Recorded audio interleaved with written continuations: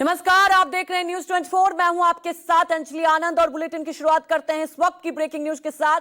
प्रधानमंत्री मोदी के घर पर हाई लेवल बैठक खत्म हो चुकी है। केंद्रीय कैबिनेट दोपहर 4 बजे ब्रीफिंग देगी इस बैठक की।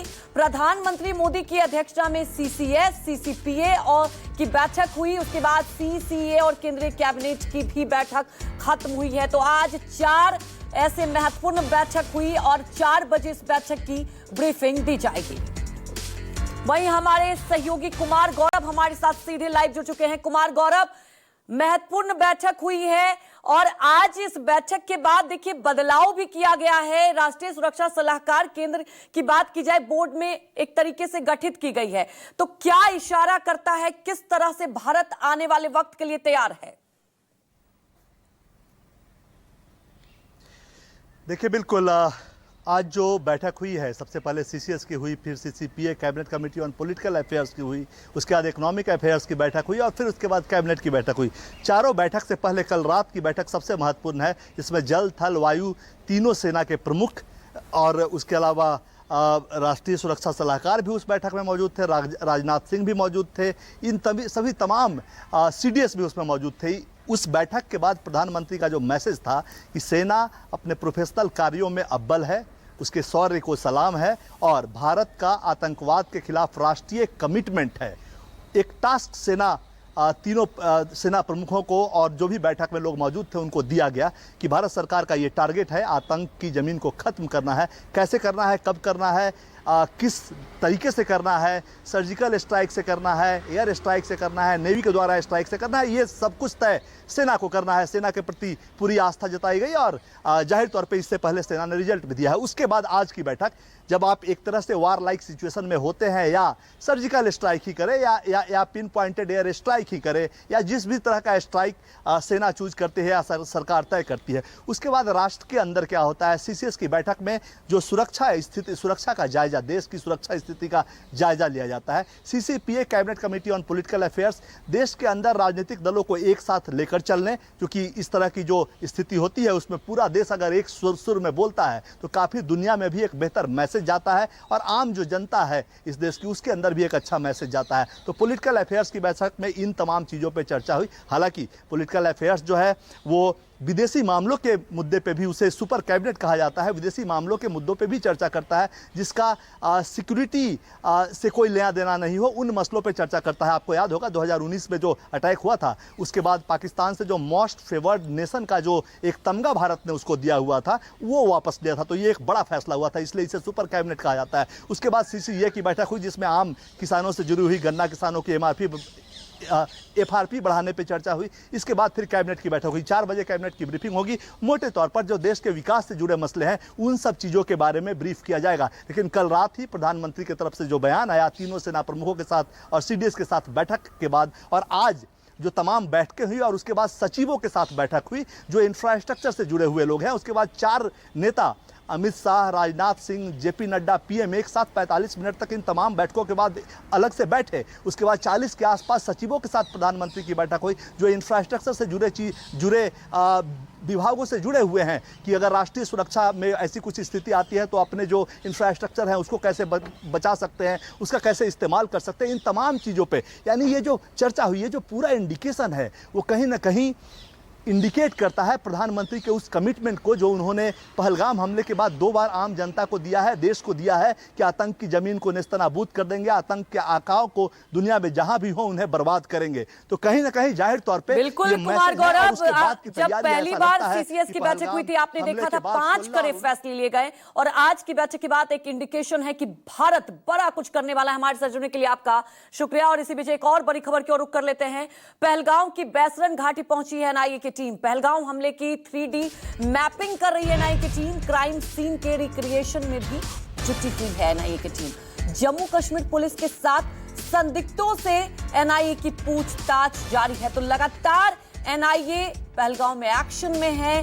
जम्मू कश्मीर पुलिस के साथ हर वो संदिग्धों से भी पूछताछ की जा रही है, हर वो एंगल, हर वो पहलू खंगालने की कोशिश की जा रही है। आज रिक्रिएशन में भी एनआईए की टीम जुटी हुई है। हमारे सहयोगी आसिफ सुहाब सीधे ग्राउंड जीरो से हमारे साथ जुड़ चुके हैं।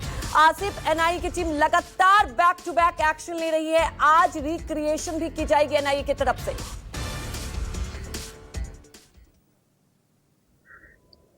जी बिल्कुल। यहाँ एनआईए की टीम हालांकि पहले दिन से ही मौजूद है। जिस दिन ये 22 अप्रैल को आतंकी हमला हुआ था बाईसरन की घाटी में, तो 23 को ही एनआईए की टीम यहाँ बाईसरन की घाटी पहुंची थी, जिसके बाद औपचारिक रूप से इस आतंकी हमले की जो इन्वेस्टिगेशन है वो एनआईए को सौंप दी गई थी। पिछले कई दिनों से लगातार एनआईए की टीमें बाईसरन की घाटी में सबूत जुटाने में लगी हुई है और साथ ही साथ जो संदिग्ध और दूसरे आई विटनेसेस है उनसे भी पूछताछ हो रही है, उनके बयान लिए जा रहे हैं। इस बीच आज एनआईए की टीम के पास यहाँ पर लेटेस्ट गैजेट्स उपकरण पहुंचे हैं और उसके जरिए एनआईए की टीम ऑफिसर्स की यहाँ मौजूदगी में 3D मैपिंग करेगी। यानी बाईसरन की जो घाटी है, इसके आसपास का इलाका, ये सारा जो है 3D मैपिंग के जरिए रिक्रिएशन करने की कोशिश होगी। इस समय मैं मौजूद हूं बाईसरन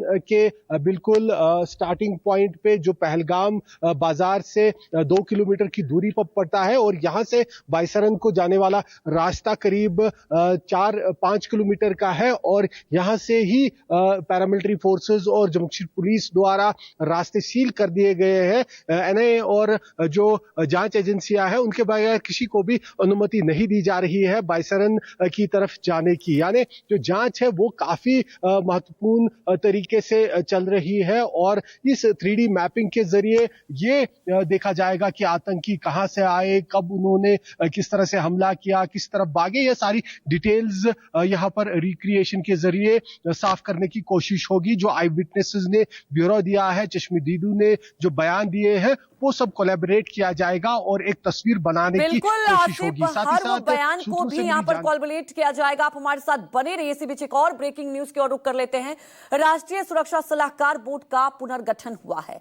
पूर्व रॉ चीफ आलोक जोशी इसके अध्यक्ष बने हैं। आज की बैठक के बाद ये बड़ा फैसला लिया गया है। 7 सदस्यीय बोर्ड में कई पूर्व अधिकारी भी शामिल हैं। सेना से जुड़े 3 रिटायर्ड अफसर भी इसमें होंगे। 2 रिटायर्ड आईपीएस अधिकारी भी होंगे। इस बोर्ड में 1 विदेश सेवा से रिटायर्ड अधिकारी भी इसमें शामिल किए गए हैं। तो सेना से जुड़े 3 रिटायर्ड अफसर भी इस बोर्ड में होंगे। इस वक्त की बड़ी खबर आपको बता दें, 2 रिटायर्ड आईपीएस अधिकारी को भी शामिल किया गया है। हमारे सहयोगी पवन मिश्रा हमारे साथ जुड़ चुके। पवन, आज की बैठक के बाद ये बड़ा फैसला लिया गया है। ये तो तय है कि भारत हर मोर्चे से, हर तरीके से पाकिस्तान की कमर तोड़ने के लिए पूरी तरीके से तैयार है। क्या इशारा इस बोर्ड के गठन को समझे? जी हाँ, सबसे पहले आपको बता दें कि कल ये जो खबर आई थी कि पाकिस्तान की तरफ से इंडियन आर्मी की वेबसाइट को हैक करने की कोशिश किया गया था। बाद में इसका जब खुलासा हुआ तो फिर वेबसाइट ये हुआ। साथ ही सबसे अहम जो कम्युनिकेशंस की यहाँ पर बात हो रही है कि जो आतंकी हमारे देश में प्रवेश करने के बाद उन्होंने क्या किया। जाहिर सी बात है सबके पास मोबाइल फ़ोन तो ज़रूर होगा, लेकिन ये जानकारी है कि ट्रांजिट मोबाइल उनके पास मौजूद था, जिसका नेटवर्किंग जो है कम्युनिकेशंस पता नहीं चल पाया कि कहाँ पर बातचीत हो रही है और क्या हो रहा है। और ये जो ट्रांजिट मोबाइल जो होता है, इस तरह का जो इस्तेमाल जो है समुद्री लुटेरे जो है समुद्र में करते हैं, या फिर इंडियन कोस्ट गार्ड इस तरह का मोबाइल का इस्तेमाल करती है, क्योंकि वहाँ पर नेटवर्क नहीं रहता है और इस मोबाइल का इस्तेमाल होता है। तो कम्युनिकेशंस की सबसे अहम यहाँ पर जांच करने की बात सामने आ रही है कि आखिर आतंकी जब देश में प्रवेश किया और जब वारदात किया होगा तो उसके बाद अपने आकाओं को जरूर बताया होगा कि उसने यहाँ पर क्या क्या काम किया है और किस तरह से किया है। तो इस पर जो है, क्योंकि बार बार ये कहा जाता है कि क्या सबूत है, पाकिस्तान की तरफ से यही सवाल किया जाता है, तो इस सबूत का भी यहाँ जाँच किया जा रहा है। जहाँ तक युद्ध की बात हम कर रहे हैं, लड़ाई की बात कर रहे हैं, तो हमारे सैनिकों का ये उद्देश्य नहीं होता है कि किसी आम जो पब्लिक है उसको हानि पहुंचाया जाए। दुश्मनों पर अटैक करने का ये प्लान होता है। अगर सर्जिकल स्ट्राइक की भी आप देखें तो आतंकियों पर अटैक किया गया और अटैक करके फिर हमारे सैनिक जो है वापस जो है देश में प्रवेश करते हैं। तो अभी जो है अलग अलग पैरामिलिट्री फोर्सेस के अलावा जो दिल्ली पुलिस की जो टीम है, जो स्पेशल टीम है, उसके साथ भी जो है सेना जो है एक रूटीन प्रैक्टिस, एक रूटीन आप ये कह सकते हैं कि वार प्रैक्टिस वो कह सकते हैं कि वो किया जा रहा है। इसके अलावा आपको जैसलमेर में भी भारतीय सेना जो है रूटीन प्रैक्टिस कर रही है। इससे पहले पूना में भी उज्बेकिस्तान की सेना के साथ जो है हमारी सेना ने जो है युद्धाभ्यास किया था। सेना के एक बड़े अफसर से जब हमारी बातचीत हो रही थी तो उनका ये कहना था कि युद्ध का जो है कोई परिणाम नहीं निकलता है। युद्ध, जाहिर सी बात है, युद्ध का कोई अंत नहीं होता है। अजरबैजान, आर्मीनिया की अगर हम बात करते हैं, फिलीपींस और इसराइल की अगर हम बात करें, रूस यूक्रेन की बात करें, तो कोई परिणाम निकल करके नहीं आता है। लेकिन हम युद्ध के लिए इसलिए भी तैयार हैं कि जो आतंक है, जो आतंक फैलाने की कोशिश लगातार किया रहता है, जो बिल्कुल हमेशा ये पवन, और तिक्रम रहती है इसी कि वजह कैसे से